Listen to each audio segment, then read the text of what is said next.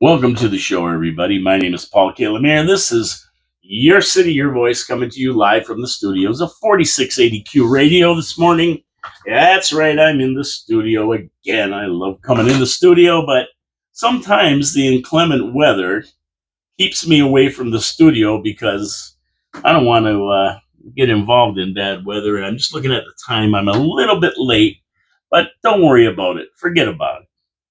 I was talking to my good buddy Dave Alexander from No BS Sports. He was in the studio doing his show, and we had a great conversation about what's going on with the Olympics and stuff. And we got carried away. Always fun to talk to somebody who knows. And wearing my older than the internet shirt, and it's I don't know why it's a little bit crooked. As a take after our Jimmy the Flute? I don't know. It's crooked. But yeah, I woke up this morning and I was supposed to go for blood tests, and it's a fasting one. So you can't drink or eat anything. And I looked out the window and everything was covered in ice. I mean, it was a skating rink out there. Car covered in ice. Screw this. So I never bothered going. And I still have to get it done. But I never bothered going. And then I looked out and I said, you know what, if it stays like this, I'm not coming in the studio. But then everything went to 37 degrees. When I woke up, it was 32 degrees, 83% humidity, barometer sitting at 29.18. And yeah, I said, I ain't going out in this. But it straightened out real fast by noon. It's a beautiful day out there, actually. So that's beautiful. I love it. Love it. Once I get going here, we're going to get into the show. I've got lots to talk about. I've got lots of good comments, some explanation about tax rates, and I love my listeners because and my viewers because they're knowledgeable and they correct me on a lot of things and give me insight into things that I might not have things of. I got all kinds of things dinging on this phone, and and if you look at I'm just reading a comment on here. That's why I'm laughing. But this dinging right now, this thing, right? The notifications are coming in. People message me all the time. But anyway, if you'd like to message me on my show, you can do it here 289-994-7560. 289-994-7560. Your message will get to me and I'll read it on air. There's a couple of funny ones here. And then we'll get into them a little bit later. But I'm looking out the window here, right? And everything's starting to melt. The streets are clear. The sidewalks are clear. Finally, the meteor crater's getting clear over there. So, yeah, it doesn't take long. I'm telling you, a couple of nice days and that 4 or 5 feet of snow that we got is gone. So it starts to bring visions of spring into your head, right? You see 3 robins in your tree. You see birds flying around, cardinals, blue jays. That's a good sign that it's time to get your car into Wild Bill's Auto Repair and Body Shop and get your spring checkup done. Ken is going to go over your whole car, let you know if there's anything wrong with it, fix whatever's wrong, and get you ready for a beautiful spring and a beautiful summer. That's what he does best. He takes care of your car. You love your car. You need your car. The last thing you want to do is break down. So you got to get it into Wild Bill's Auto Repair and Body Shop and get it looked at. Get your spring tune-up done. Oh, yeah. I mean, this is the time of year you want to do it. I'm getting excited. Another couple of weeks, we're going into daylight savings time. We change the clocks, move them ahead. It gets dark at 7. Oh, I love it. I love it. WildBillsAuto.ca. That's where you go to see the services Ken provides and make an appointment and get your appointment. Be ahead of the crowd. Don't go rushing in when everybody starts rushing in. Get those snow tires off. Get everything ready for spring. You get in a wreck, don't forget he's got a full body shop, and he's going to be able to fix your car and get it back to you in showroom condition. Wild Bill's Auto Repair and Body Shop. And while you're there, don't forget to jump over to Paul Lemire 4973. That's my YouTube channel. That's where you can subscribe. It costs you $0. Costs you nothing. You get a notification when I drop a video. You can listen to what's going on in Niagara Falls and around the world. I comment on everything. And specifically, it's a good idea because we have an election coming up, and all these people that are sitting on city council right now, their 4 years is up. They've jumped their tax rates 25%. It's time to hold them accountable, and it's in the polling station. When you put that X beside the names of the people that you want in there, you got to have knowledge. You got to know what's going on. That's why you tune into Your City, Your Voice. Subscribe to the channel. Thumbs up, thumbs down, leave comments. Everything's going to be great. Got to get to my second sponsor, Pete's Pizza on Victoria Avenue. We'll do that at the half hour. So let's get into the show with viewer comments. At Penny Brookify, when MPAC, that's the provincial assessment, does their mass assessment, it doesn't mean your property taxes will increase. If your assessed value percentage increases higher than the average for your property class, residential, your taxes will likely increase. If your assessed value percentage increase is lower than the average for your property class, your taxes will likely decrease. MPAC's website has more information on this. Property taxes are really dependent on the budgets of the city and region. They're the ones who are screwing us. Okay. Did you understand any of that? Anybody? No, neither did I. But I did go and look at it. And basically, what Penny Brookify is saying, and she's correct in what she says, it's hard to understand, I know.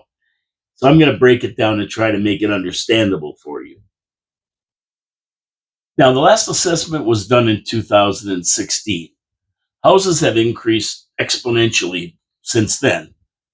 And, like my house, on my tax bill, it says the value is $221,000, the assessed value in the RT class. That's just residential.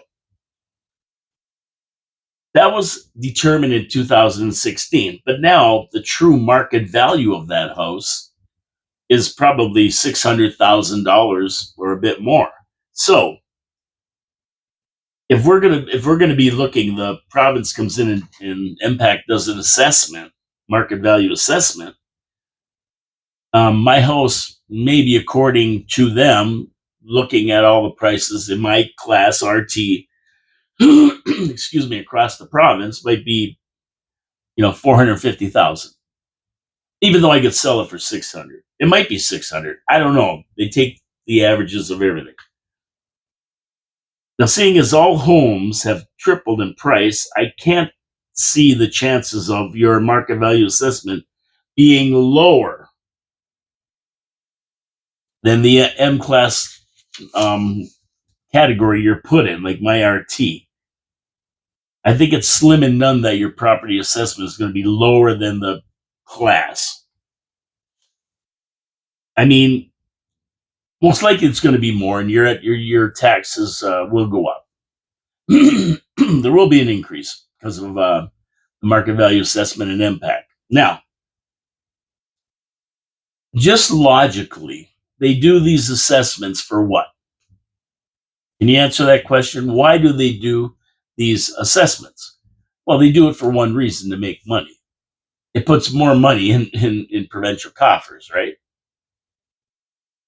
Absolutely. I mean, that's why they do it. So they're not going to do it in a way that loses money for them. So I think the bottom line in this is, regardless of how they figure it out or how you can figure it out yourself, I think the bottom line is that most of these will probably end up being more money, will cost you more money. Maybe not a lot more.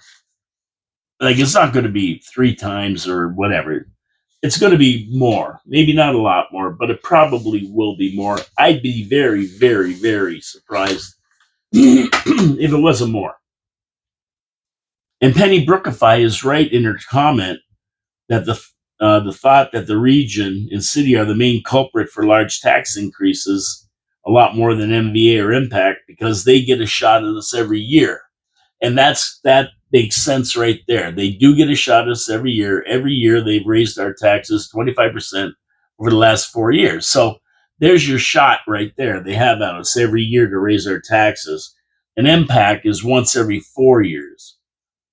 And what's going to happen when they do a market value assessment is going to be a little bit more dramatic than if they did it every 4 years like they were supposed to.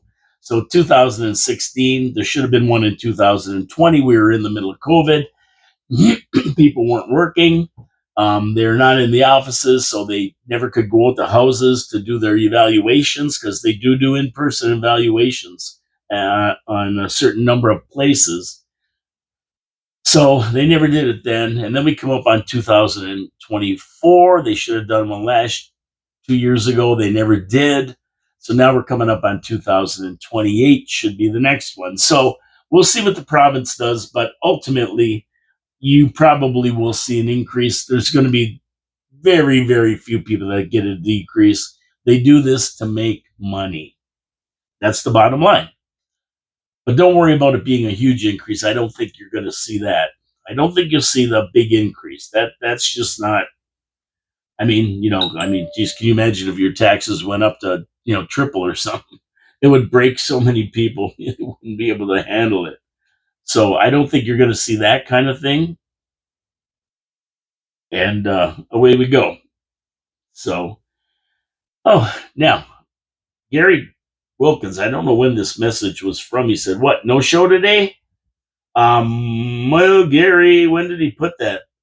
Have a great show. 11:49, 12:04. Wait, what? No show today?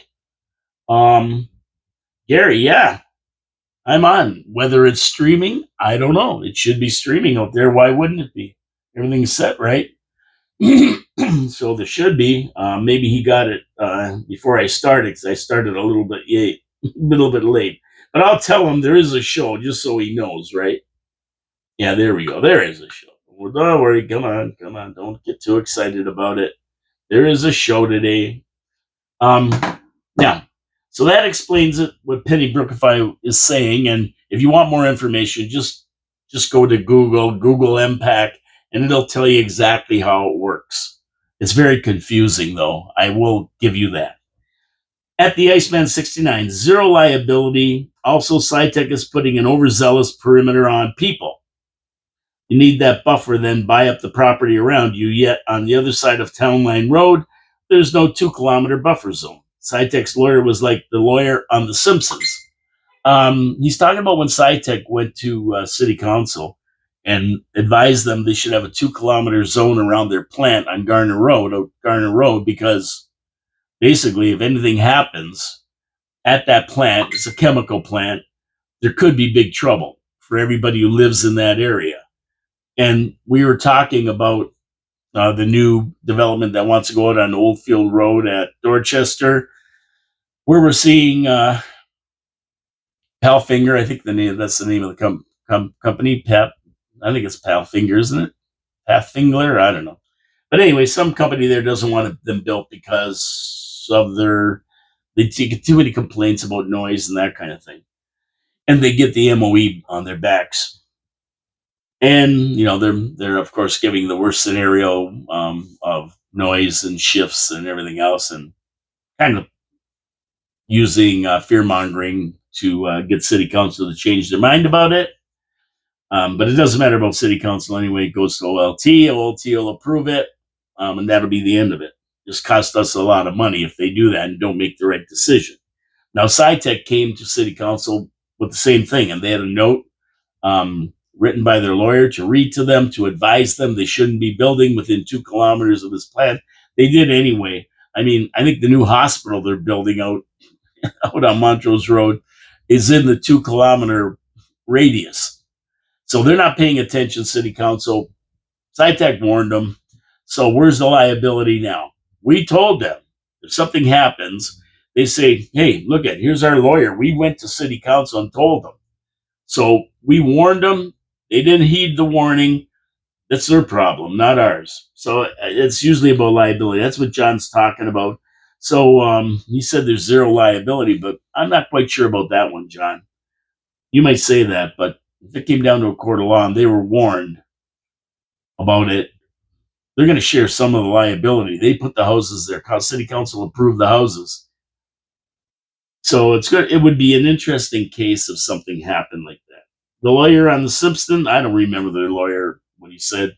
And I've never watched The Simpsons, to be honest with you, so I don't know anything about that. At 881 Slick, Nancy News, with as serious a crime as this is, I need to wonder why the hell TMZ is the middleman. I'm sorry, but this should not be happening. Let's say someone is caught. I see nothing but conflict. I'm not quite understanding the conflict. And TMZ, I mean, unless you're thinking that TMZ is faking all this and saying they're getting emails and they're really not getting themselves involved for their show, I don't think they are. Yeah, nothing would surprise me anymore. But if that's who these people want to contact, and that's who they contact, it's not like kidnappings haven't contacted the media before. Usually they contact the family and do it, but that's an oddity the way this is going on. But the whole case is weird. The whole case is weird, and I call it Nancy News because every day there's something that's going on, right? So I'm pretty sure that them contacting the media is weird, but I'm pretty sure that it's true. And we'll talk about that later on in the show about Nancy News. I always talk about Nancy News because it's all over the news, and it's the biggest whodunit I've seen in a long time. And things change day by day, minute by minute, every day. So pretty weird. Okay, let's get into the local stuff here, because did anybody see this video made by the King James the Weird, dressed like an 80s porn star, checking the backup cameras and tailpipe of cars? Are you kidding me? Dirk Diggler in the flesh with a big Wayne Gates porn stash and that shirt unbuttoned to here. This is our mayor. This is the guy who's running a $200 million company called the City of Niagara Falls, the corporation of the City of Niagara Falls. And this is the videos he's putting out. I mean, he puts out stupid videos as it is. This guy is definitely a prostitute for the cameras. But still, this is totally stupid, ridiculous. And actually, it's a little bit rainbow, if you ask me. Talking about butts and tailpipes. I don't get it. What the hell's going on with this city? We're being run by mental cases. That's all I can figure out. These people are mental. I mean, I've seen weird videos coming out of that mayor's office. I mean, the one with the elf chasing him around, calling him his daddy, that was a real weird one. But I don't know. This one even tops that one. I sent it to a couple people to show them what our mayor's doing. They're going, "What? Are you kidding me? Like, why? What is it?" I mean, the ringmaster always preaches decorum. And is this decorum? Is this the way our mayor should act? Apparently so, because reviews of the video, as disgusting and stupid as it is, they were great. People love him. They think he's a comedian. He's funnier than hell. Oh, that was a great one. That was a good one. When you start spending taxpayer dollars on stupid videos every week, I mean, this is what you get. And people think this is good. Well, I don't get it. A lot of people were saying it was stupid and everything else, but there were people who were applauding him for it. I don't get it. We have a clown running the clown show called Niagara Falls, the ringmaster. I mean, the people who are looking for tax relief, better roads, a solution to the homeless situation, a solution to crime in the city, they don't quite see it for the comedy show that the mayor's putting on. And by the way, it's not funny at all. It's not funny. It's ridiculous to see our mayor prancing around like this. I mean, this is a business. This isn't a joke. You're treating it as a joke. And then you wonder why city council acts the way they do, like little kids in a meeting. We're going to charge you more. We don't want you talking against us. the way they handled Jody Burdett. I mean, this is a reflection of Jim Diodati, our mayor.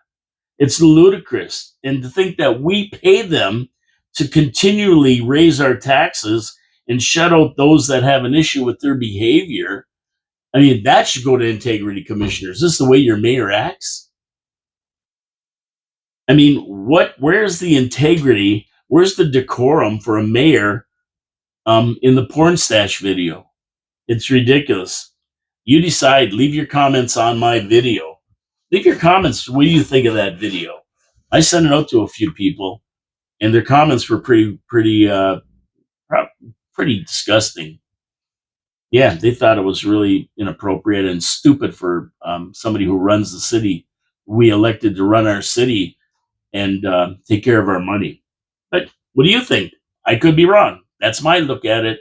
I think it's dumb. I think most of his videos are dumb, to be honest with you. Okay, a review headline in a story by Ray Spiteri. City's integrity complaint fee refundable only if violation found. And this story won't die. And I'm not going to let it die anyway. It won't die. It's not going to die. Just like I won't let this die. This piece of paper right there, you see it? It got the Innovation Hub $700,000. That's not going to die neither. We got an election coming up. We can't put up with this crap anymore.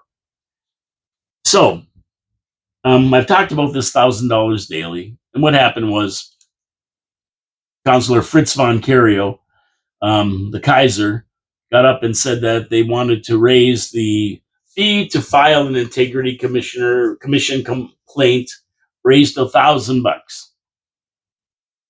And of course, all city council, except for Councilor Patel and Councilor Lococo, I'm going to give them credit. They said no to this. When you're voting, remember who votes yes and no to these crazy ideas. But they voted no. And all the other ones voted yes. Of course, because they hate Jody Burdett. They have Burdett derangement syndrome. They won't let him talk. They won't let him say anything. They raised that to $1,000 because of him, to keep him from launching integrity commissioner reports. And the sad part is, if you don't feel that your council is acting on your behalf, whether it's with your money or whether it's with their decorum, what they're saying and doing in council, you have the right to launch a complaint. Now, in most municipalities that have half a brain, there is no charge. It's freedom of speech. It's your right to challenge your city council. You pay them. They're responsible to you. It's your right to challenge them. And there shouldn't be a fee on it. The Ontario Ombudsman, he said there shouldn't be a fee. But this council doesn't care. They don't care. They're infantile. They're like kids. We don't like Jody Burdett, so we're not going to let him talk. We don't like Jody Burdett, so we're raising the price of filing a complaint to $1,000. And if your complaint gets turned down, you lose the $1,000. If it gets approved or upheld, you get your $1,000 back. And they say it's to prevent people from frivolously filing complaints. I mean, listen. We have to have the right to take our councilors to task. That's the bottom line.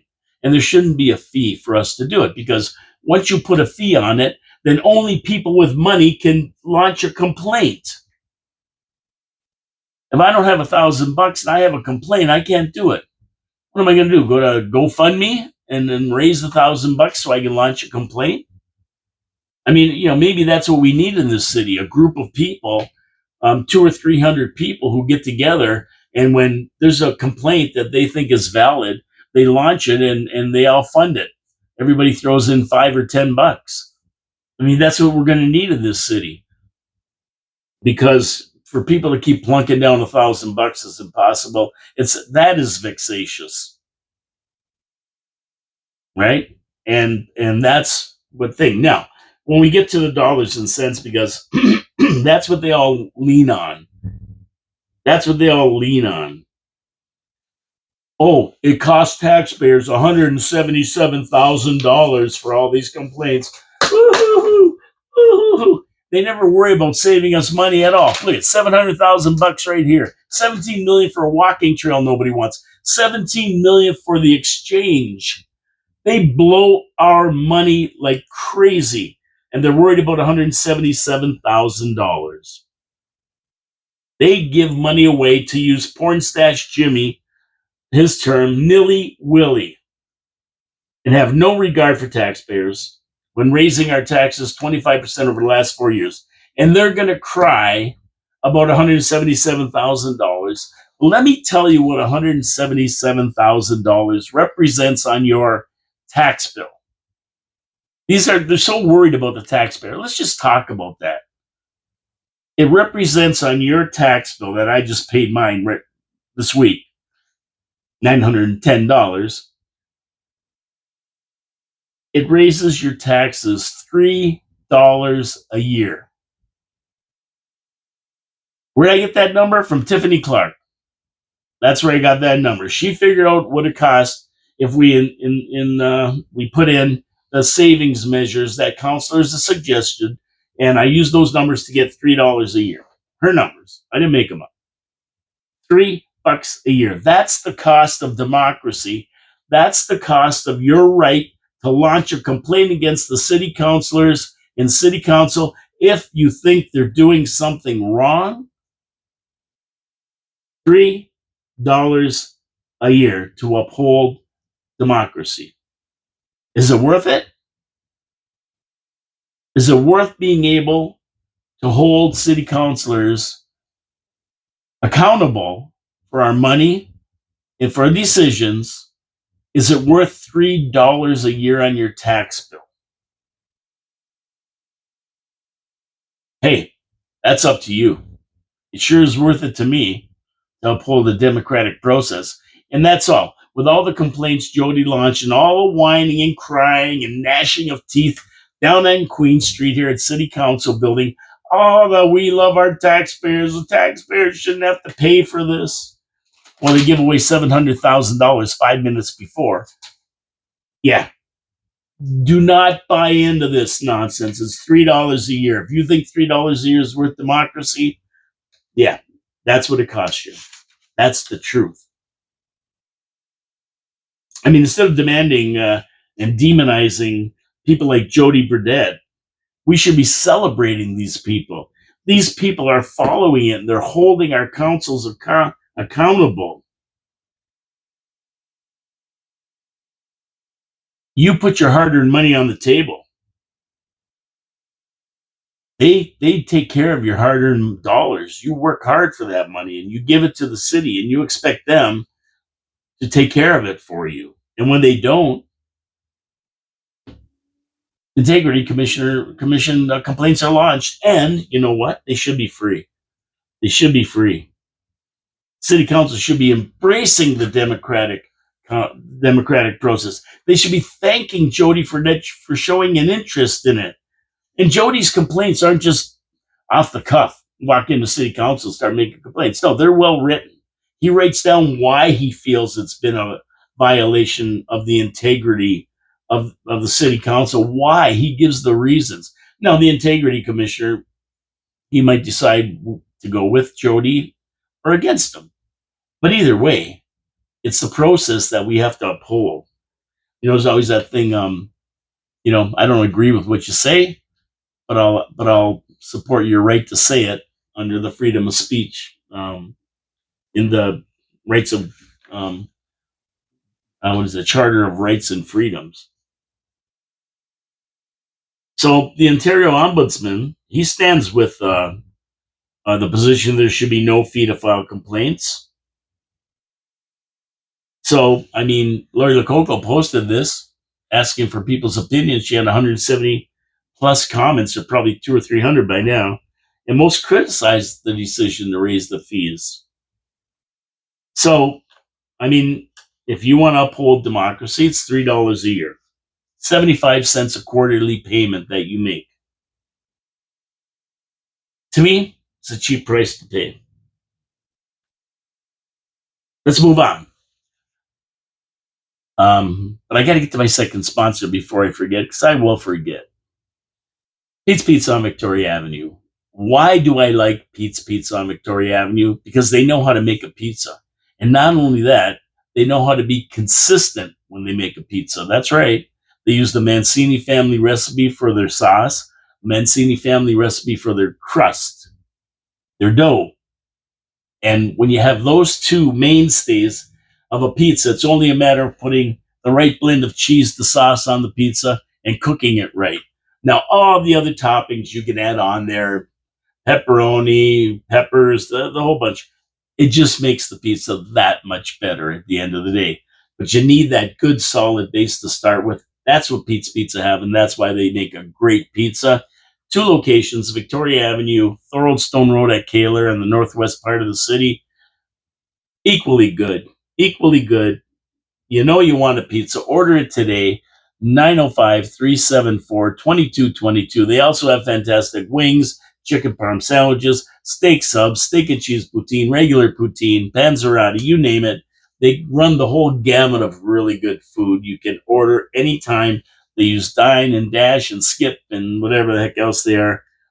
You can't go wrong with the pizza from Pete's Pizza on Victoria Avenue. Get out there today, order your pizza, tell them Paul from Your City Your Voice sent you. Support our local small businesses because they support the city. They're good corporate citizens, and we thank them for supporting the show. Okay, let's move on. Speaking of city councils, and Welland really isn't my model for a great city council by any means, but I tuned into the city council meeting on I think it was Tuesday night. It was on the Kojiko channel. I was just flipping around and I saw it. So I thought, I'm going to watch it for a little while. I was watching the whole crew down there, and I'm going to tell you, their meeting was functional. Their meeting had no grandstanding. Their meeting had no baloney. People were there to talk business, the business of the city. There was decorum. And when someone didn't agree, they were given the floor and their point heard. It was fantastic. And the way they ran the meeting was so professional. I watch ours, and it's like a nightmare. And then you watch some people who know how to run a meeting. Frank Campion, he's a good mayor, runs a good meeting, and all the city councilors are good. They have a ward system there, of course. But yeah, it was a fantastic thing to watch. No baloney, no grandstanding, no nonsense. It was very, very, very good. And if you get a chance sometime, now, I don't care which city council meeting you watch another one and see how these people perform. See how they run a business meeting. See the decorum. And I know there's one councilor there who they've banned from the meetings. He's so bad. But that aside, the meetings are very well run, and the councilors are very serious about their job. Graham Speck did a really good job. I didn't agree with Graham on one of the points there last week. I talked about him. But at the end of the day, he's a pretty smart guy. And the way they interact with each other is fantastic. It's friendly, but still business. Check it out. Watch one of their meetings. You'll know what I mean. And then when you watch one of our meetings, you'll see what a clown show it is. Okay, over to the United Regional Police. Good to see them doing their job. Over the last 2 months, they've arrested 7 people for failing to comply with their bail orders, and there's 4 more on the books they got to find. I mean, it may not sound like a lot, but it's better than 0. And because the courts are so lenient with bail and letting people out on their own recognizance and stuff like that, it's we get a lot more criminals on the streets. They get released up to the streets. And some of them have bail conditions. They do have to put up a small bail, and there's bail conditions, but they never stick to them because they know the law, even if it catches them not complying with bail orders, they'll be back on the street the next day. That's the way our courts work here. And we complain about the amount of money we pay our police. But at the end of the day, if they didn't have as much crime to deal with, if they didn't have these perps back on the streets the next day and have to go arrest them again, then we wouldn't be having to spend that much money. So it's good that they're picking these guys up, and now they'll probably go back to court and they'll be on the street again the next day. But pick these guys up that aren't complying with their bail orders. We talk about the police escalating crime, the amount of money we spend, but when the police have to keep running around rearresting offenders, and I'm going to tell you about one guy later on. We may be able to contract our police department if there's not that many criminals on the streets. Right now, there's a lot, and that's why we need a lot, and that's why we spend $250,000 on them. But to be honest with you, if the courts were tougher and these guys were thrown in jail, oh, that was my sign behind me. Somebody shot at me. My sign took a powder behind me. I don't know. Maybe that's the porn stash Jimmy doing something over here. But when we talk about crime, if we can keep these guys off the streets, it means less for our police to do, and they can get down to some real criminal things that are going on, like murders and drugs and drug dealers and everything else. So you want to save taxpayers' money? Put these guys away once and for all. So you think you're lucky? Check your tickets. Some lucky Niagara Falls person won big in the latest Lotto Max draw. $1 million encore was won in Niagara Falls. It wasn't me. I'm still broke. I don't have any money. If I win a free ticket, I'm lucky. I never win anything. I've been playing in a group since 1989, and we've been in the Lotto 649.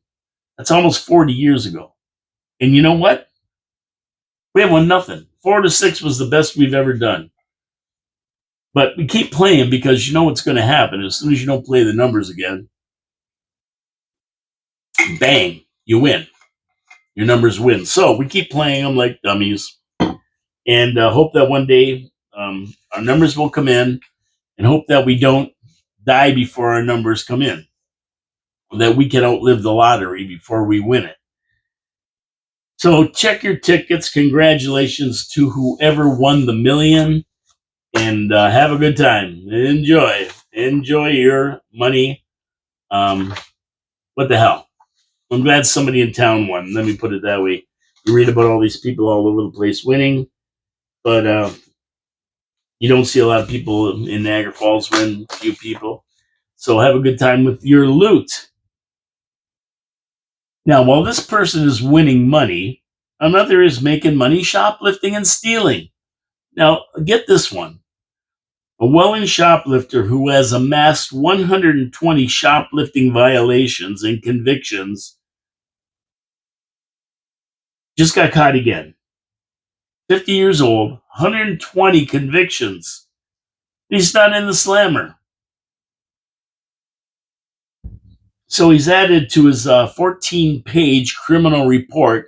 Yeah, the judge sits there leafing through 14 pages of him stealing stuff. And he's out on the street stealing again. The Crown gave him 6 months in jail. That's what the Crown wants to give him. 6 months in jail for 120 offenses over the last 40 years, 30 or 40 years. The guy's 50 years old. The judge, these liberal judges, man, I wish we would elect judges. He says he's got to think about his sentence. He needs time to think about it. What's there to think about? This guy has stolen 120 times and been convicted. What are you thinking about? The only way to stop him is to throw him in the slammer for a good long time. I mean, this guy, if he was in a Mideast country, they chop his hands off. That's the way you stop people from stealing over there. Fortunately for him, we're not there yet. We're not a Mideast country yet. We're getting there, but not yet. I mean, so now with these 3 offenses he's before a judge for now, that's 123 theft charges.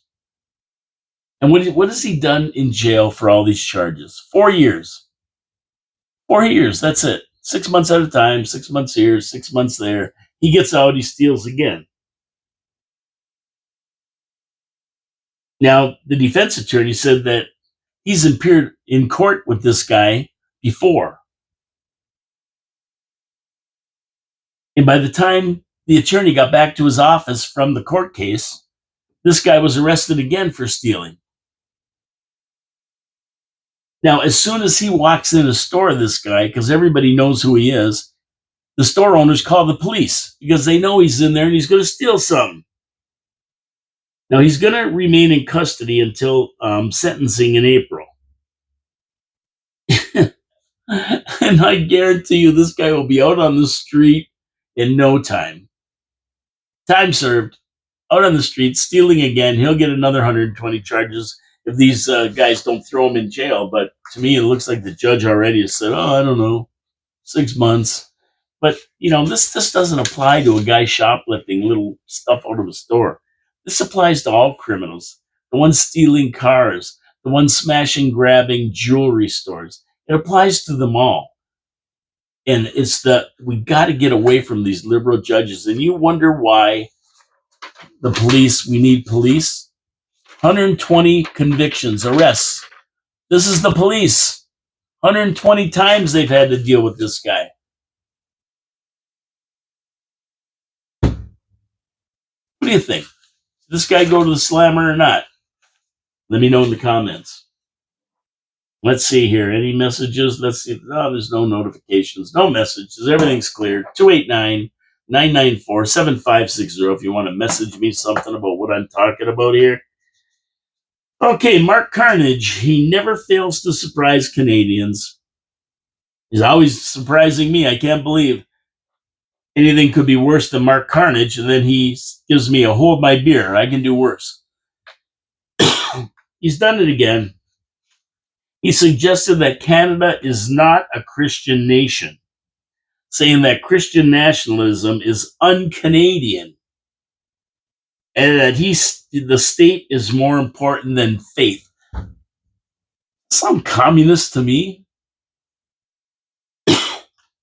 His take on Canada was spurred by a speech by Marco Rubio at the Munich Security Conference, where he spoke of the Christian faith being a bedrock of the nation. He was talking about America.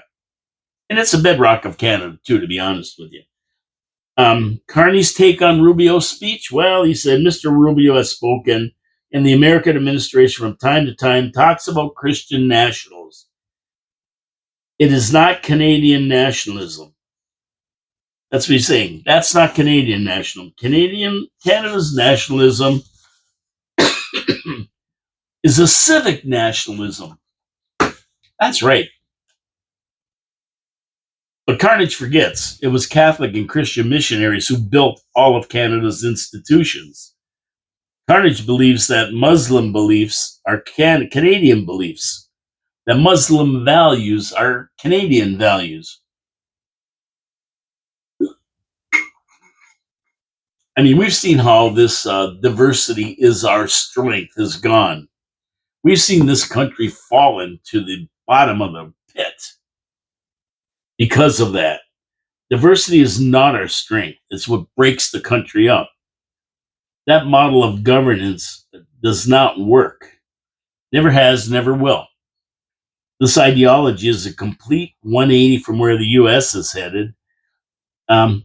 With that ideology, are we ever going to be able to get a deal with the U.S.?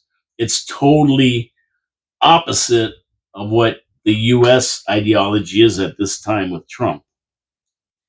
And I think everybody out there knows this is part of the war on Christianity that's going on around the world that Trump's trying to stop in the U.S. He's a crusader for Christianity. Well, Carnage is the opposite. I mean, Carney is a globalist that has been hired to decimate Canada, and he's doing it with no apologies. On Easter, he couldn't even speak the name of Jesus Christ last year. He made up some ridiculous notion that the holiday is about celebrating new beginnings, spring, new beginnings, and painted eggs. And that says all you got to know about him. We have seen the influx of those that are not Christians and what they've done to countries in Europe and everywhere else in the world. Countries that don't let them in don't have the problems that the other countries have who open their borders. Canada being one of those.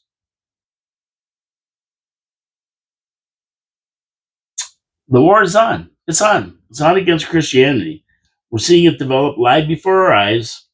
Attacks on churches are on the rise, mostly overlooked by the government and media, where the opposite is true when other religions are targeted.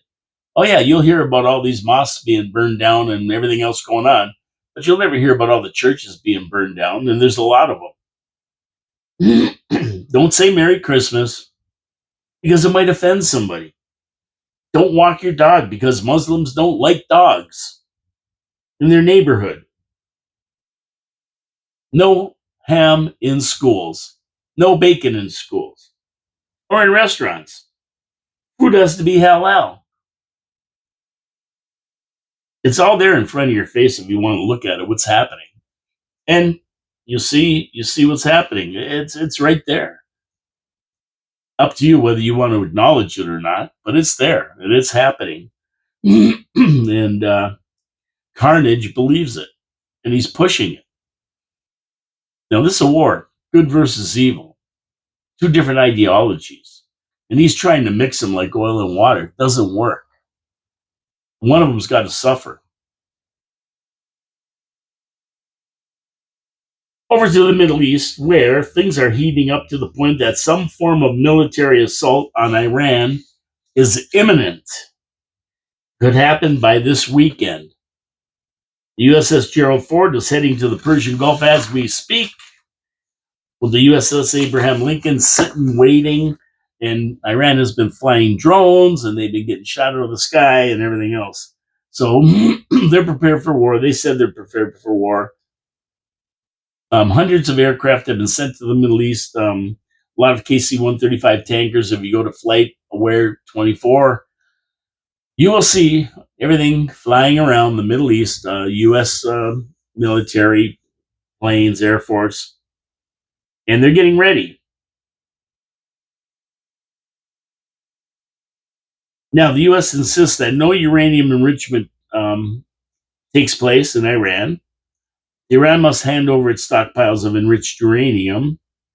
They've also asked for Iran to end its support for the proxy groups that are consistently targeting Israel, and the U.S. votes for as well. I mean, they're not going to make any headway with the U.S. military or the U.S. Navy because they're too powerful.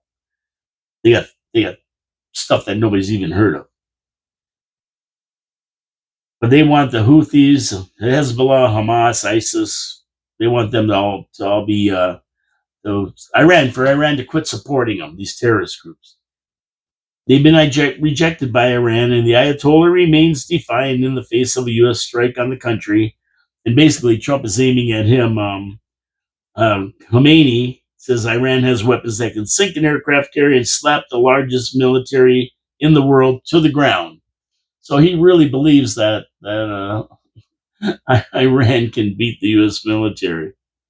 Iran's naval forces said that if the Iranian leaders order it, they could close down the Strait of Hormuz, through which roughly 20% of global oil and gas flow. So the Iranians are threatening to close down the Straits of Hormuz.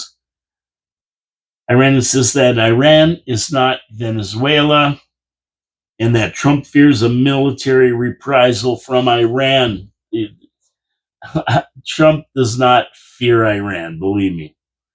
If they want to go to that extent and start a war, they're going to get hammered. But Trump really doesn't want to go after nuclear sites, although they're the first places he's going to use to showcase the military power. He wants to go after leadership. He wants to do what he did in Venezuela: extract the Ayatollah, get rid of him, the easy way or the hard way, and have a regime change in Iran. The people are calling for it. We saw a demonstration, 350 people in Toronto.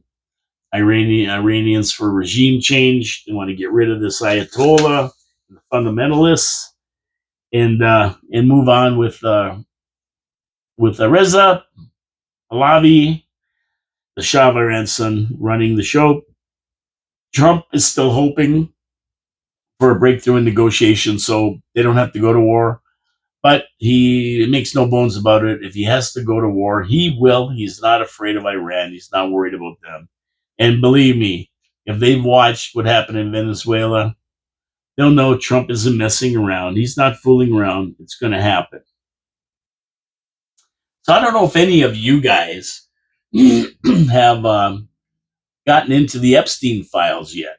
I've been in there. I've been tooling around in there. You just go to the Epstein files, and they'll take you to the place of the U.S. government where all the files are released, and they're all in there. And there's a good search bar where you can search whatever you want: Clinton, Bannon, Prince Andrew, Trump. If you want to search with other emails and stuff about Trump, there's all kinds of stuff in there. 3 or 4 or 5 million pages of stuff. So I've been looking at the Bannon ones, and it's pretty interesting. But now, because of this release, the former Prince Andrew in the UK, who's named in Epstein files with pictures to boot of him with these young girls, has been arrested for suspicion of sharing confidential British information with Epstein, which is a real big no-no, confidential information, and considered misconduct. He already had his title stripped from him and was forced out of the royal residence and sent to Sandringham, his brother's residence, and that's now being searched by British police. The 66-year-old has been a total embarrassment to the royal family and the country. And with the release of more Epstein files, there's more stuff about him. I got to go in there and look up some of this stuff. See what these emails say. I looked under Bannon, and Bannon was was one of Trump's guys, but in the background he was working with Epstein and gave Epstein all this information that he shouldn't have been giving Epstein. It's amazing that every time he was going somewhere or doing something, he was emailing Epstein about it. It's crazy. So the situation has escalated to this point where former Prince Andrew, was arrested. His brother, King Charles, has said he will aid police in any way he can. So he's not playing games with his brother. He knows what he did was wrong. He's done with the black sheep of the family. In America, the consensus is congratulations to British police for arresting him, showing that no matter who they are or what positions they have, they are going to be held to account if they broke the law. And the problem is they're looking for the same thing in America, because we hear all these things, but we don't see the cuffs going on anybody. And that's a huge problem. We have people like Ilhan Omar, Tim Walz, the Clintons, the Obamas, all these people who were involved in this, and involved in Benghazi, and involved in the Steele dossier. All these people who are involved, they're still walking the streets. There's been no arrest. Been a lot of talk, but no arrests. And they're saying, we want these people arrested. It's a real eye-opener to go into these Epstein files and see how these powerful people interact with each other and help each other. And then you wonder why guys like Hakeem Jeffries, who had no money, is worth tens of millions of dollars now, and Nancy Pelosi and the Obamas and the Clintons, they were broke. Clintons were stealing furniture out of the White House when they left. They had to tell them to bring it back. And now they're worth $200 million. I mean, these are criminals, these people. Same with the Bidens. They're all criminals, and they all got to go, but nothing's happening, and people are getting really PO'd about it. So I know, I know, it's a lot to go through, but I'm going to go through more. I'm going to just chip away at it and look through different names. I got a list of names I want to look up in the Epstein files, see what they did.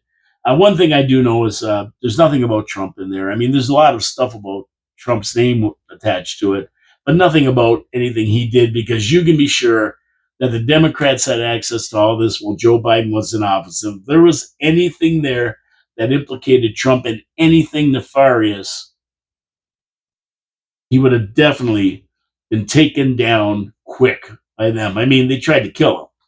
So you think they wouldn't use Epstein files against him? Come on. But I'm going to be looking up more. Epstein was a very, very powerful person. I don't think he's dead. is a powerful person, supposedly with the Mossad, who had the goods on all these people. And it's amazing what a power broker he was and how these big name people all reported to him. It's insane. You got to go in there and see it. And if you want to start with a good one, start with Steve Bannon. Why would this guy, who himself was a pretty big power broker, be reporting to Epstein? But he was, everything he did. Oh, let's see. What do we got here? I'm going to do one last thing. Nancy News. We got to get to Nancy News. The authorities now think she's in Mexico. I mean, if you haven't seen anything weird like this in your life, you're not the only one, because neither have I. They think she's being held by Mexican nationals. The FBI is now talking to officials in Mexico after TMZ has received numerous emails from an individual that point to her being in Mexico. This guy said he saw her alive in Mexico, and he wants ransom money to tell the authorities exactly where she is. Now, there's tens of thousands of tips that are coming in all the time, too many for the cops to follow. They can't chase them all down, so they got to separate the good ones from the bad ones. I believe the FBI are a lot closer to the perps than they're letting on. I don't think the FBI is telling us a lot. They're giving us just stuff to keep everybody quiet, but at the end of the day, I think they know where she is, and I think she's going to be either found alive or dead by this weekend. That's what I think. I don't know, but it seems to me they're a lot closer than they're letting on. I mean, they're saying there's emails are coming in. They're saying what they think they are, but I think they're tracking down leads and they got a lot more going on. And it's just a matter of getting these guys in custody. I think they know where they are. They just got to get them in custody. Mexico's only an hour drive away from Tucson. I mean, it's not far, and to get people over the border is very easy. I mean, when I go into Mexico, other than through an airport or something, through a land crossing, going into Mexico is pretty easy. It's getting out of Mexico that's the problem. Getting back into the U.S. That's where they check everything, check everybody, check your immigration status, check your passports, and where you were born and everything else. They really give you the 1-2. But going into Mexico, last time I went through a border crossing, it was going through a turnstile. I mean, you just walk in, not a lot of checks. And now that the border's closed down to illegals and everything, I don't think there's a problem getting in. It's a problem getting back. So the FBI is working with the Mexico authorities. And her being in Mexico, it's not out of the question. Nobody can find her. They can't find where she went. They have no clue of where she is, according to them. So could she have been taken across that border in 2 weeks? I mean, we're over 2 weeks now. Of course she could have. And once you get to Mexico, everybody says, well, she's got a pacemaker and she got conditions. She needs medications. Well, if you've ever been to Mexico, you can get a lot of stuff over the counter that you can't get in Canada. And believe me, these cartels, they own pharmacies, they own physicians. So it would be no big deal to have her looked at by a doctor, to get any prescription she needs. The whole 9 yards. It doesn't matter. It's easy there. But the mystery continues. I keep watching it. I'm just trying to figure it out myself. It's a whodunit for sure. And it's the only way to keep up is to keep watching it or listen to me. I'll tell you what's going on, but it's the weirdest thing I've ever seen, and I think most people will agree. Even the FBI experts are stunned by this one. Nothing's fit a kidnapping, a normal kidnapping anyway. And that's it for me today. I'm done. Thank everybody for tuning in, and go enjoy the day. It's a beautiful day out there. I think it's probably over 40 degrees by now. It turned into a really nice day after a real icy morning. And hopefully it's good tomorrow. I got to get this blood test done. So I'm hoping tomorrow I can go in there. It's this fasting thing that gets you. You got to fast. And I mean, if they were open at 10 o'clock at night, I get to get it done then. I get fast all day. But no, it's at night. You got to do it and get in there. Oh, support our sponsors, Wild Bill's Auto Repair and Body Shop and Pete's Pizza on Victoria Avenue. I want to make sure we support them. I'll be back tomorrow with Finally Friday at noon in the studios of 4680Q. I don't anticipate any weather problems, so we should be able to get the show done in the studio tomorrow. Thank everybody for tuning in. Leave a comment on the video. Leave comments on what I'm talking about. Thank you very much for the guys who commented. John Ringo Beam, the Iceman 69, Penny Brookify, and of course 881 Slick Gary Wilkins. Thank you so much. I appreciate your comments, and it's always great to have people listening and giving you some input into what they think is going on. And I use a lot of what your suggestions are, of what you say, and I get messages all day, and a lot of them are incorporated into my show without actually becoming viewer comments. Anyway, God bless you all. Have a great day. Talk to you tomorrow, 12 noon. Your city, your voice. Promises made, promises kept in the studios of 4680Q Radio. Hey, we'll see you tomorrow. Have a great rest of the day.